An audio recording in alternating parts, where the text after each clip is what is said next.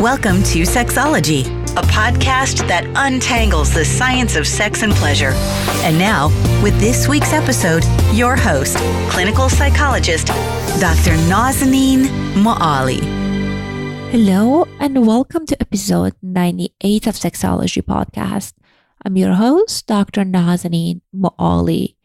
I hope you're enjoying this holiday season. This episode goes live 2 days before Thanksgiving, and my husband and I and our family were going camping. I'm so looking forward to this trip because I love spending time in nature, and this would be a great opportunity to do so. But, before I work through all of my issues, at least most of my issues, I remember Thanksgiving tend to be a tough time. So if you're struggling with your spouse, partner, your family, this is an excellent time to reach out and get help. In my practice, it's me and 2 other therapists, and you can come and talk to us, or we can do a video counseling. All you need to do is go to the link on the show notes and book an appointment with us. Or you can call me at 310-600-9912 if you want to do a 10 minutes consultation to see if we're a good fit for you. Today, we're going to talk about a topic that we talked about in the past, but we're talking about it from a different perspective. We're talking about healing after infidelity, but we're focusing on the offender. In past episodes, we had 2 episodes that we talked about how to heal the relationship, how regain the sexual energy and recover through the erotic challenges that comes with infidelity. But I'm very excited today to talk about the infidelity from the offender perspective, because I believe this is the perspective that often we don't talk about, and it is important to address it. Our guest today is Beth Luwandi. She's a licensed professional counselor in private practice in Cincinnati, Ohio, where her specialty areas are love and loss. She treats couples and individuals healing from infidelity and other relationship wounds. Her whole human theory and approach based on brain science and methods research also includes personality assessment to effectively confront variation in individual motivation, processing, communication, and inner world. Her book, After the Affair, Healing for the Offender, uses this unique perspective to treat infidelity from the inside out with a focus on the offender's healing. While most texts unapologetically side with the betrayed partner or give minimal empathy or time to the offender, Ms. Luwandi acknowledges and presents a roadmap for anyone who has ever strayed and is feeling the effects of their choices. Without further ado, here's my interview with Ms. Beth Luwandi. Hello and welcome to another episode of Sexology Podcast. I am so excited to have the author and the therapist and my fellow podcaster, Beth Luwandi, on a show today. Beth, welcome to our show. Thank you for having me. I'm so glad to be here. I'm so excited that you are here. And funny thing that we just had this conversation, part of the interview, and we had technical difficulties, so we're doing a little bit of a redo. Thank you so much, Beth, for your flexibility. So we were just talking about how most of the books and the research that I specifically, like as a therapist, came across, the focus is on addressing the pain of a betrayed person. It's often there's no focus on the offender. So it's either the relationship or the person who's been hurt. So I'm kind of curious to see what happened that you decided to focus on the experience of the offender. Yeah, I get that question a lot. People really are curious about that because I think we really are quite biased in the way that we talk about it. Even the language that we're using, saying the hurt partner in a betrayal, both partners are actually hurting. And sometimes they know it very acutely, and sometimes they are denying it and justifying actions, etc. But that the offender, I use this language, the offender has actually done something, has betrayed the partner, betrayed the relationship. So I'm just making a point of the language there because it's everywhere that we have that bias. And that is part of the reason why I really wanted to publish a book that was really geared and speaks directly to the offender. And that really sprang out of dealing with couples and individuals and hearing them just hour after hour and session after session describing their pain and chaos, confusion, consternation, and really realizing this infidelity is as devastating for the offender as it is for the betrayed partner. Right. And I certainly see that when I work with couples, when they experience betrayal, most of the time the offenders are very remorseful, they're very hurt. And that's part of the equation that I feel get kind of neglected. So I'm kind of curious to see what are some of the unhelpful patterns that offenders usually do that you find that it keeps them stuck? I think, I mentioned a couple of them, justification and denial. That can definitely happen. I call this acute phase the beginning of infidelity treatment. And that is actually, it's whenever an infidelity is discovered or someone might not have actually gotten caught or told their spouse about this. That acute phase for someone coming in for treatment can be a decision phase too. It's at any time where the infidelity starts to have consequences for who's ever coming in for help.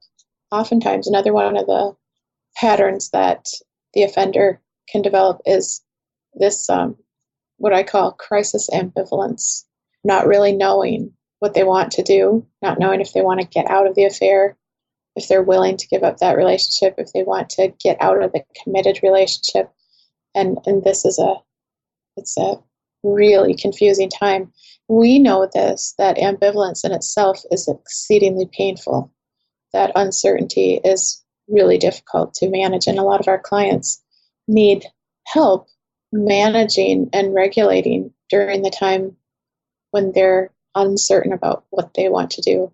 They're also, they can be having essentially quite an identity crisis, realizing that they're doing this or that their behaviors have escalated to kind of unrecognizable. They may not really understand why they have done this, how this developed, how they got into this space, trying to make sense of it. And if couples counseling is engaged during that time, a lot of couples counselors really actually will not treat people until the partner, the offender, has given up the affair partner. I actually don't do that. I will see people while the affair is still ongoing.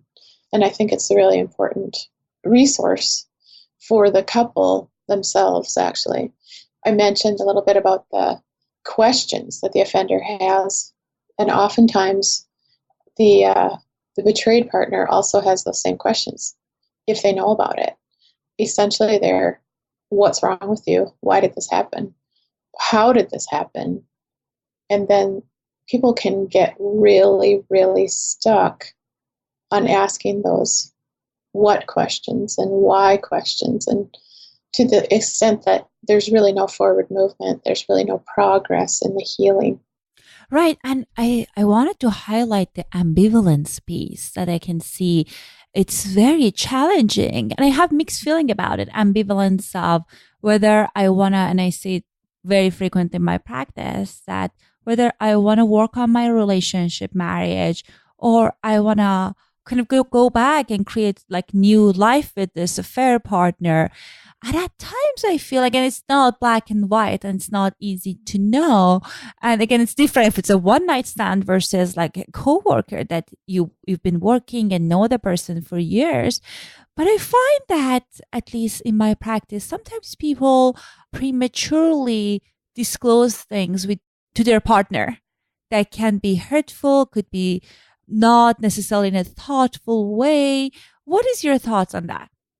Yeah, tell me more about that. What are you So exactly. What do you mean? Yeah, no, I think I wasn't clear. I was thinking in my head. So, for example, I have clients that, they decided to end their relationship after the affair for so many reasons, not necessarily the affair partners were so great, just because, by the point that they got into the kind of decide to act on these desires, there was something in the relationship that wasn't working for them. So the relationship with their partner, with husband, wife, it was done.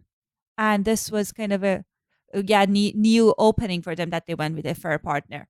Right. So you're saying that relationships end prematurely, interrupted by infidelity when they might not need to? Yes and no. I say like the part I'm saying, like people they're at times quick to disclose to their partner when it's not necessarily a kind of process of discovery. I mean, I love the fact that, it's important to be honest. But if you're disclosing things that are not necessary and you don't know what direction you're going, that can traumatize the other partner as well. And that can also create more hurt for you. I'm kind of curious about what's your thoughts about disclosure? Yeah, okay. So, I'm going to give the classic response of, it depends. It does depend. Because, yeah, and it will depend on a lot of different factors. Oftentimes, it depends on the personality of the offender, the person making that decision. And sometimes it depends on the dynamics in the relationship. But if you've read my book, that my approach to therapy includes the element of personality assessment. And I think this is a really important factor in treating couples, because most of the ways that we address infidelity treatment they're quite standardized. There are choices and options in each one of those areas, but the biggest thinkers and talkers about infidelity treatment right now are offering, and they have for decades really, have offered maybe 2 or 3 different phases of treatment. And those things are really helpful. They are very helpful. This approach takes a look at the way that individuals are made and our tendency to think, process, be motivated, and have an internal world that is distinctly different, even if outside behavior can be kind of similar.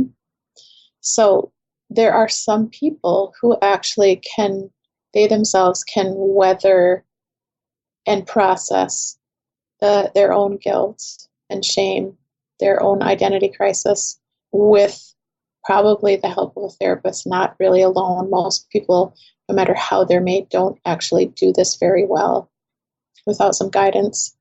And I've seen that persist for decades, literally. And some people actually have a driving need for things to be exposed and to be clean, so to speak, to take that risk, to be known and fully known and understood by their partner. And they really want to reveal this. Now, there are some other people who actually use an affair as an excuse or a catalyst to get out of a relationship. So that's why I say it depends. That is one of those things. I've had clients who reveal to me, well, this has happened, fairly notably frequently, where I've been seeing someone for 2, 3, maybe 4 sessions, and then they reveal, oh yeah, that's right, and I'm having an affair. I'm like, okay, we probably should talk about that. And they're not ready to reveal it. It's something that it's part of what's brought them into therapy to begin with. And being able to process with them, with the relationship individually, what are the healthiest ways in keeping with the way that they're made and the way they move in the world, with the way their partner is made and moves in the world, and with the dynamics of the relationship. Is it going to be necessary to do this full disclosure? Right. And I love that you're saying that it depends on people's personality, because we all are different and we deal differently with grief and loss and all of that. So it's important to kind of be mindful and intentional about taking a step that kind of honor the person, like who you are. Also, I'm kind of curious to learn more about the affair partner. So you said like you don't necessarily encourage them to immediately end the relationship? How are you using her or him as a resource? I think really examining what does that connection and relationship with the affair partner add to the offender's life. What's their experience? That can actually give us a lot of information about what has been lacking for them, how they got into this situation. It can actually expose some things about the offender themselves as they're contemplating, considering, answering the question, like, really, what kind of a man do I want to be? Or what kind of a woman do I want to be? And is this situation really matching that? And then encouraging people to really live up to what their own value system really is. And that obviously relies on people being able to have a little self-awareness or insight into those ideals at a time when they are probably a little bit drunk on hormones and brain chemicals, and they're not necessarily in their right mind when they're engaging in an affair. So dealing with them during that time, it is challenging, but I think it's really, really worth it. It's very necessary to give them something meaningful instead of saying, I can't work with you until you make up your mind about this. That crisis ambivalence is one of the hardest things for people to process, and to tell them to go away and figure it out on their own and then come back to you, I think is really pretty cruel. It might even be unethical.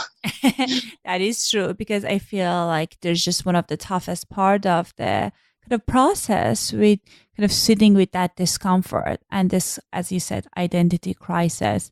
And, at times what it is hard is that maybe the offender is not ready to leave the partner. And when, like, I know other therapists and colleagues, they pressure to say, okay, you have to end it, they kind of get stuck in this kind of like lie cycle. So the offender said, like, I ended it, and they're focusing on the relationship when that relationship is still kind of going. And, so I'm kind of curious, how do you navigate that piece?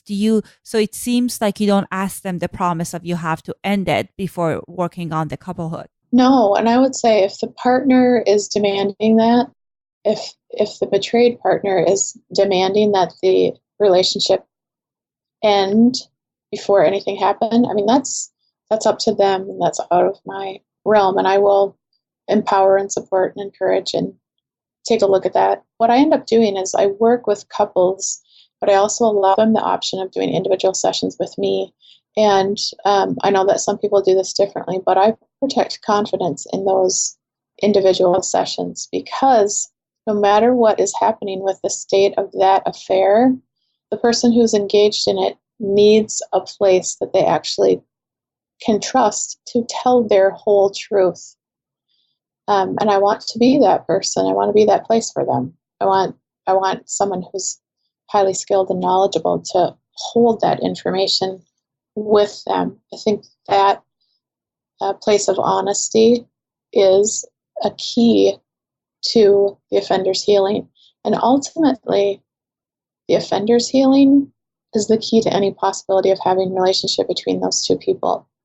And it's the key to them being able individually, even if their spouse decides that they will not stay in relationship with them, which is also a possibility. Spouses have their own pile of ambivalence also. Even when their first response is to claim that they desperately want to stay in this relationship and in this marriage, the truth is they don't want to go back to the relationship that allowed or perhaps helped foster, or even in the reality of the relationship where an affair happened.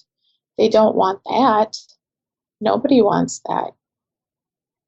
So they also, as the betrayed partner, are going through their own process of crisis ambivalence. So if they come to the conclusion that they're not staying in the marriage, then this process of healing for the offender can be at least a lasting healing and a processing, so that they're not left with just their own patterns of behavior for decades and decades and decades. That's the goal, getting healthy people. If we're actually going to help save relationships that have suffered infidelity in a way that's healthy and helpful, that makes it possible for them to enjoy long-term, lasting, connected, nourishing, and safe relationship, then it means that they actually have to experience very deep healing themselves. Right. No, I think that is true. And also, I think the other piece of it is that not every single couple is meant to stay together. I remember when I was in graduate school, I went to this keynote speaker in evolution of psychology. It's like maybe, I don't know, 10, 20 years ago, 15 years ago. And the person was saying that, my goal is to save every single marriage. And, now I'm being in this practice of psychology and doing all this work. I realized that might not be ideal for everyone. Some people are great people and they're just not meant to be. Either the course of the relationship is done or they're not compatible, and they might be happy outside the relationship, but it's also important to address the hurt and kind of process these difficult emotions. Right, absolutely. No matter if they stay together or do not stay together, that healing for each one of them, it's very, very helpful for the offender to have that processed and to understand it and to be responsible for their own actions. And the same thing for the betrayed partner, to understand it, to have some healing, and to be responsible for their own behavior too. And that does not mean that I do not believe that every infidelity happens on a 50-50 or by any means, not even close. Some infidelities are relational. The relationship itself sort of sets the stage for that to happen. Some infidelities are just impulsive. They're passionate acting out. Some infidelities are structured and long-term. You're referring to if it's a workmate who you know really well and you have long-term connection with, and that goes on and on and on. That's very different from a one-night stand. But no matter how that infidelity occurred, what the nature of it is, there is some responsibility to take a look at when processing the committed relationship. Right. And I think the other piece that gets missing in the work of kind of recovery from infidelity is the sexual piece. So a part of my practice is sex therapy, as you know, and sometimes couples come in and I ask them, okay, what happened that they say, we haven't had sex for decades. And when I do the kind of interview and I ask them what started, it seems like, so there was this infidelity and they feel they worked through it, but the erotic piece never gets kind of addressed. And they just kind of stop being intimate, and that part of a relationship dies. So I'm kind of curious, what is the pattern that you notice? Do you think, is it possible to kind of restore the sexual energy after the betrayal? Well, first of all, can I say that if they actually are not having sex, they have not processed the infidelity. Mm-hmm. I mean, I would beg to differ, especially if it's years, decades later. What they have done is allowed that to scab over, but they probably have not actually done their healing and their processing. I know that you deal with this area of sexuality much more directly than I do in my specialty area, but I deal with it with couples all the time. Yeah, that part, if I were hearing that from a couple, I would go back and rework the stages of healing for them and the treatment of the infidelity itself. What normally happens, what I see with clients is they may, this is kind of fun, Naz. I have had probably 5 couples within 18 months, let's say, who actually have gotten pregnant during crisis ambivalence. I never had that experience. That is interesting. I'm starting to form a little theory around it. And this is very true. Having treated lots of people dealing with infidelity, there is a sexual response, there's a biological response to this, which can be very confusing for couples, where it's kind of like, come here, get away. I love you, I want you. Go away, I hate you, I don't want to even look at you. And part of it is the biological imperative to reinforce that physical bond between the two people. And this can feel really confusing and very off-putting, but you have a paired partner who are committed to one another. They may have a long history sexually. There might be lots of different contributing factors to their personal sexual history. And then the affair enters. Sometimes the discovery follows or it doesn't. And the affair can change the nature of the sexual connection with the committed couple. Maybe that's sort of obvious or it goes without saying. What I think might be a little bit shocking is that sometimes it actually changes that committed couple's sex life for the better, makes it more passionate or intense or whatever. And that can be really off-putting to some people because they do not understand it. So I would say working through that erotic healing is really predicated on processing the other stuff first and allowing and normalizing whatever kind of sexual experience they're having, whether it's distancing or whether it's more intense, whether it's more frequent, whether it's like the biological stamping over and over and over again, which, interestingly enough, has resulted in several pregnancies. Yeah, I noticed that people want to, when in the mode of crisis, some people want to reconnect sexually. And that's part of their kind of repairing the attachment. So I never had couples getting pregnant, which is very interesting. But I've noticed that people kind of getting confused. What's going on with me? I desire him more or desire her more. That now I have this information. Right. Yeah. And the other thing that's interesting that I think has issue is kind of like the loss of sexual confidence. So the partner saying that, like, we all make these stories that, the partner went outside the relationship because I wasn't enough sexually, or, the person was like more skilled in this. So I think I have this kind of a ambivalence myself about how much disclosure is helpful when it comes to the realm of erotic recovery for the offender and for the hurt partners, because sometimes knowing too much can be hurtful. But the other piece of it, it's hard if you don't know. So then you make these stories in your mind about how was the sex like. Right. Yeah. That's the time when I guide the betrayed partner to really consider, the questions. Is the answer to that going to be helpful? Where does the question itself come from?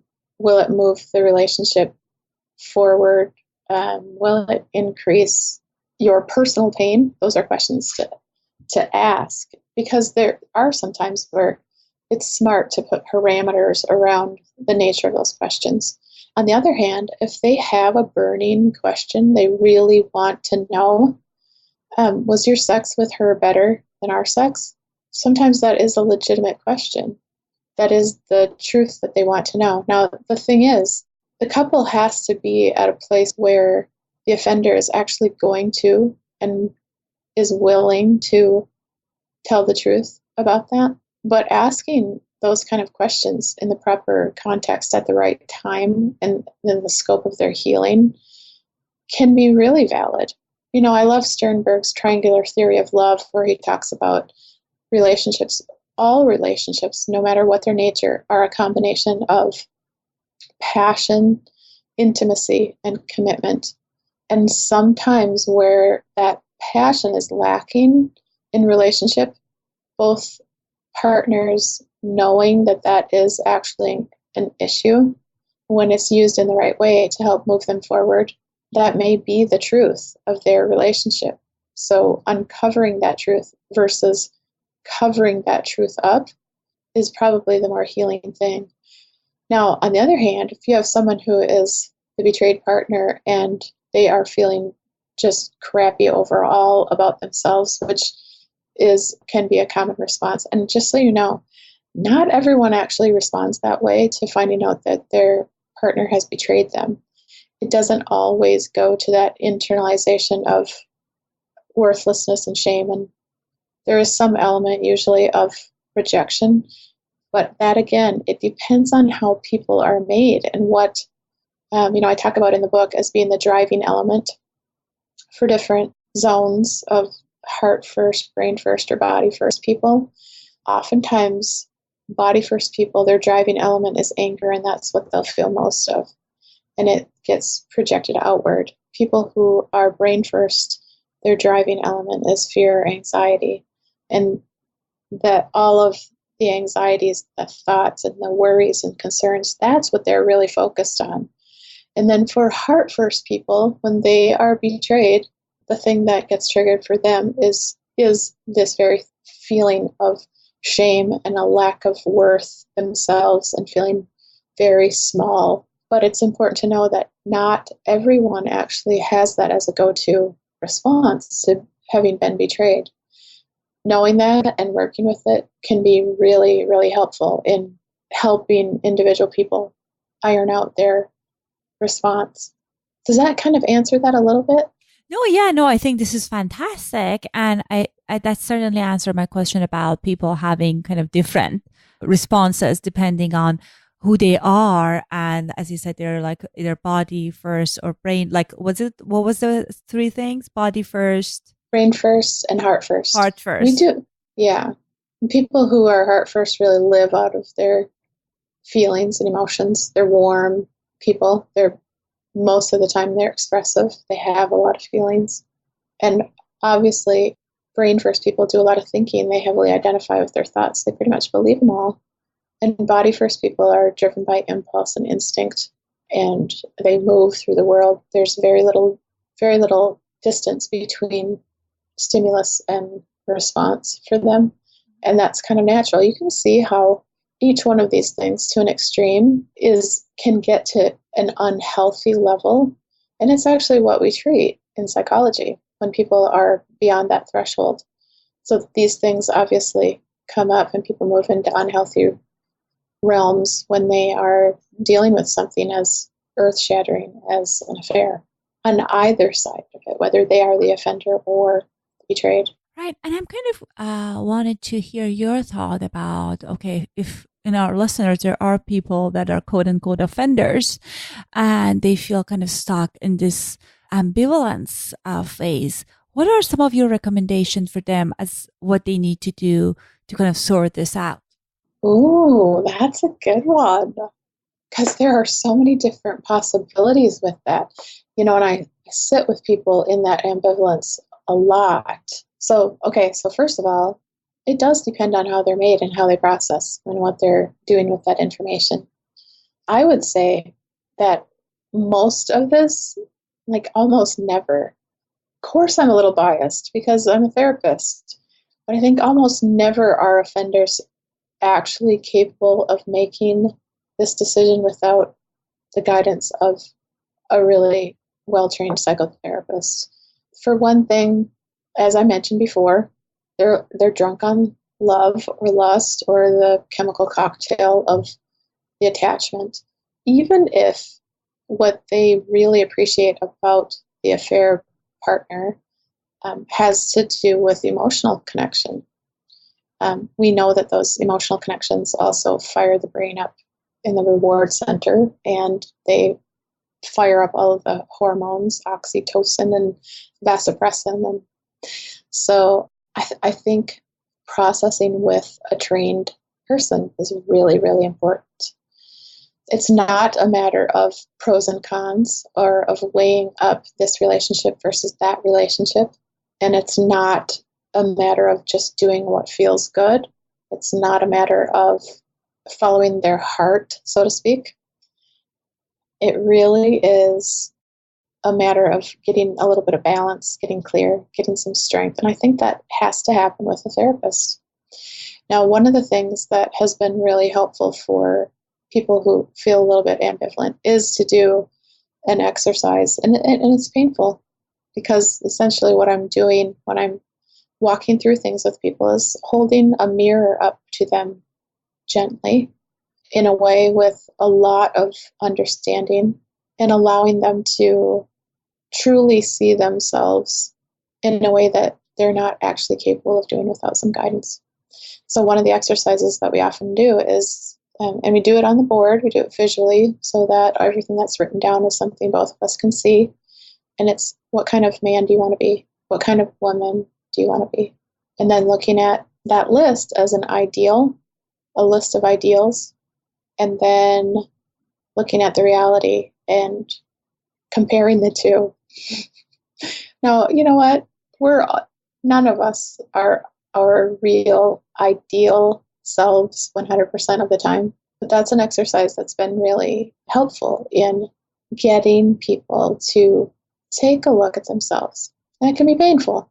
Right. And, such an important point with working with psychotherapists. And again, obviously I'm biased too, but at times I feel like, we restore to our friends and they kind of say things that we want to hear.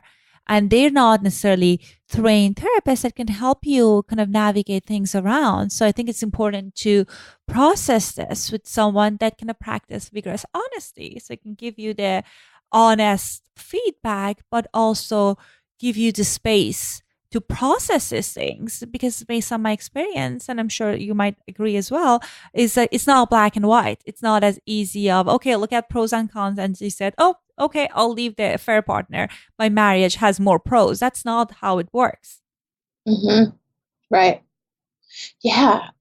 I do think people rely on untrained, unskilled people to move through their lives. And we surround ourselves with people we pretty much know what kind of feedback or response we're going to get from them on any given topic in our lives, right? We have certain friends who, if you have a conversation, an imaginary conversation with them in your mind, you pretty much know what they're going to say. Or you know who's going to support you no matter what, which is to say they're going to allow you to not take a look at yourself and not offer any kind of insight. And then you have other people who, if you revealed the truth of what you're doing and experiencing, you know that they would judge you harshly. They might end the relationship with you. It would change things forever with them, right?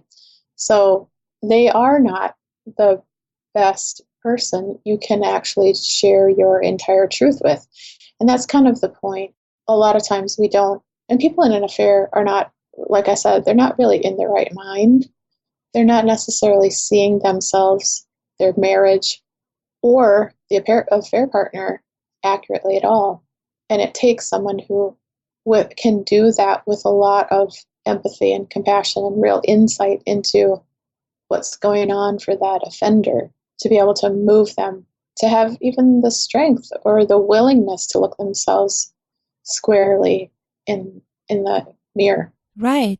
So I know this is a specialty of yours, working with couples and also helping people navigate this maze of emotional kind of ambivalence and pain and hurt after infidelity and even during the process. So if our listeners want to kind of get in touch with you, kind of get the book and kind of like read your material, where would be the good place for them to check those out? Well, the easiest place is my website, which is my name, www.bethluwandi.com. And there are links to the books there if you look in the tab. Also, the book is available on Amazon. It's After the Affair, Healing the Offender. Would love to hear from people. Great. And again, I know that for a while you had your own podcast and you have this wonderful newsletter that people, I would imagine, they can sign up through your website as well. Yeah, that's on there too. It's free relationship coaching. Would love to have people connect with me that way too. Awesome. So guys, if you didn't get a chance to write it down, you can just go to the show notes and get all of those information in the show note. But thank you so much for your generosity and sharing all this great information with us. My pleasure. It's always great to talk to you. All right. Have a good day. Thank you. You too. I hope you found my conversation Beth Luwandi helpful. I think focusing on offender and helping the offender to heal the wound is an essential point that many of my colleagues, they miss. Because if we're kind of like focusing on repairing the wound and focusing on the hurt partner, and sometimes the offender feels shame and guilt for years and years, and they lose hope and they don't want to they don't want to focus on the relationship and they don't want to do the hard work. So if we want to make sure the relationship survives, it's important to support both parties, even if it means that the relationship ends. I met many great people in my practice that they were good people and they made bad choices for any number of reasons. Anyhow, I wanted to ask you guys, so we're close to our episode 100. I am super excited. I'm preparing this special episode for our episode 100, and I would love to hear your voice on that episode. So what I want from you is just record maybe like 10, 20 seconds of what do you like about this podcast, or what was the episode that you like, or the sex tip you got from us. You can record easily through our website at sexologypodcast.com. I'm looking forward to hear from you. Bye-bye. Thanks for listening to Sexology Podcast. For more great content, visit www.sexologypodcast.com. Please be advised that information presented on this podcast is not a substitute for seeking help from a licensed mental health provider.